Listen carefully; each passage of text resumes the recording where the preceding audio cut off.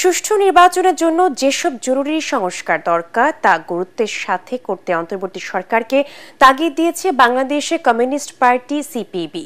জাতীয় ঐকমত্য কমিশনের বৈঠক শেষে সাধারণ সম্পাদক রুকিন হোসেন প্রিন্স বলেন,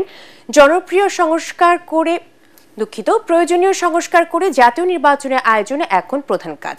বড় সংস্কারগুলো নির্বাচিত সরকারের করাই ভালো। এ সময় আওয়ামী লীগের বিষয়ে সিপিবির এই শীর্ষ নেতা জানান, যে দল ২৪-এ নির্মম হত্যাকাণ্ড চালিয়েছে তাদের নির্বাচনে অংশ নেওয়ার নৈতিক অধিকার নেই।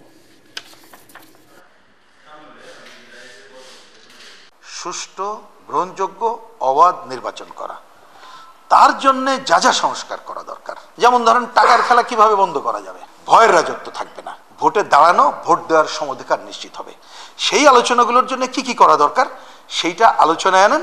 তাইলে জনগণ পার্টিসিপেট করেই মানুষ মনে করবে যে একটা ভালো ইলেকশন, এর আগের সরকার নির্বাচন ব্যবস্থাকে ধ্বংস করেছে, এরা সেইটাকে পুনরুদ্ধার করে যেতে চায়, সেটা করতে পারে।